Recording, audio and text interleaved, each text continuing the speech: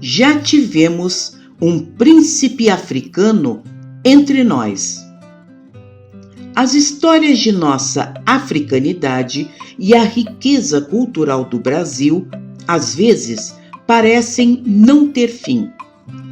Hoje contaremos uma história ocorrida no Rio Grande do Sul e que é muito pouco conhecida nos outros estados do país. E a história é: a cidade de Porto Alegre teve um príncipe africano de verdade morando nela. É a história do famoso príncipe Custódio. Não se trata de ficção ou roteiro de algum filme. Para contar sua história, em nosso vídeo de hoje, vamos nos basear na pesquisa do Dr. Ari Pedro Ouro, professor de Antropologia da URGS, e na dissertação da professora Maria Helena Nunes da Silva, para a UFP, que nos trazem um relato preciso, onde foram consultados seus próprios descendentes sobre quem foi esse ilustre personagem. O príncipe Osunlele Okize Europeu, que tomou no Brasil o nome de Custódio Joaquim de Almeida, era o primogênito do rei Obá Ovonramwen, da tribo dos Benis, e rei de Ajudá no Benim, pertencendo à nação Djed. O príncipe nasceu em uma época de muitos conflitos políticos.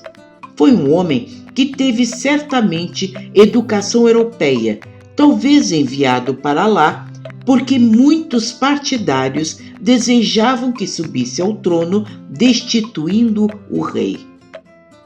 Mas o Império de Benim passava a ser desejado pelo Império Britânico e conta-se que os Benis afastaram uma delegação, justificando com que eles invadissem o reino em um massacre sangrento e pilhagem em 17 de fevereiro de 1897. Encerrando as negociações, depois de resistência e apoio popular, é suposto que o príncipe teria se rendido e aceitado o exílio, com uma pensão mensal vitalícia paga pelo governo inglês, para que abandonasse o trono definitivamente. Espalhando fake news de que o príncipe havia fugido, abandonando o povo, foi escoltado por soldados, sendo levado até o porto de Ajudá para embarcar em um navio que o traria ao Brasil até Salvador. Depois, indo ao Rio de Janeiro e só depois ao Porto de Rio Grande, em 7 de setembro de 1899, com uma corte de 48 dignitários. Ficou ali por um ano. Depois foi a Bagé, onde fundou vários centros de religião africana. Foi também para Pelotas e no dia 4 de abril de 1901, finalmente chegou em Porto Alegre, a convite. Sua fama de extraordinário babalorixá já se espalhava por toda parte e conta-se que o presidente do estado, na época, hoje equivalente a governador, o senhor Júlio de Castilhos, teria tratado um câncer de garganta com ele, convidando-o então a morar na capital do estado. Já com 70 anos, esse príncipe passou a residir na rua Lopo Gonçalves, 498, na Cidade Baixa, em Porto Alegre, de 1909 a 1935. Era um homem bastante excêntrico, deixando um rastro de polêmica por onde passava, resultado de seu enorme carisma, e vale citar seu enorme conhecimento religioso. Para termos uma ideia, apresentava-se a sociedade da época em uma carruagem de cavalos brancos e negros. Por sinal, era apaixonado por cavalos e turfe, tendo um aras com 9 animais de sua propriedade e com a fama de ser um hábil treinador. Suas festas de aniversário são lendárias, passando de 3 dias de festividades. Vários autores afirmam que, como babalorixá da nação Jeje e sendo um nobre, é dito que não deixou filhos de santo feitos entre o povo.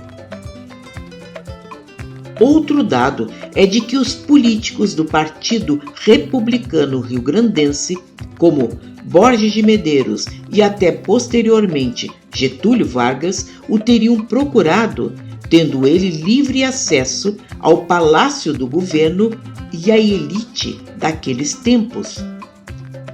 Essa é uma questão muito importante.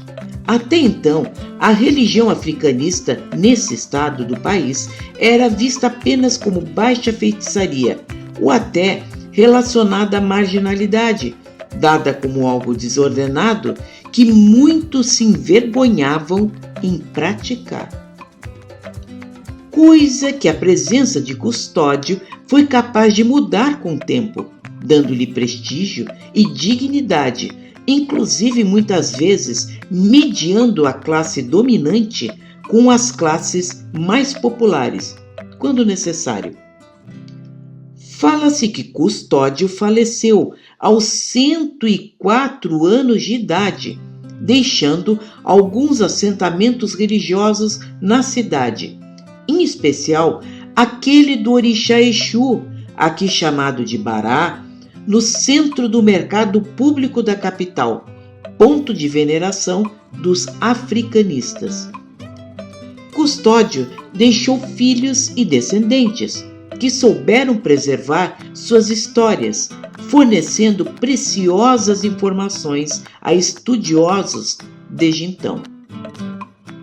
Em um tempo onde ser negro era unicamente ser invisível na sociedade, ou ligado apenas à feitiçaria, à criminalidade, aos piores trabalhos possíveis e à pobreza, a presença do príncipe Custódio, sendo recebido pelas elites, com sua corte particular e seu enorme poder como sacerdote de sua religião, para a formação dos cultos afrodescendentes nessa terra e a própria Umbanda, que também acabou sofrendo sua influência. Houve o nascimento do orgulho dos cultos africanistas, que jamais quiseram se mesclar com outras religiões, mantendo-se em inumeráveis terreiros espalhados, inclusive nas cidades de forte colonização. Já a Umbanda, mesmo em menor número, muitas vezes aproximou-se ao catolicismo popular ou ao próprio espiritismo, onde encontrou sua base filosófica. E aí, como já dissemos, desvendar a Umbanda é verdadeiramente surpreendente. Vale a pena preservar. Obrigada por nos acompanhar. Toda semana, um vídeo especial feito para você.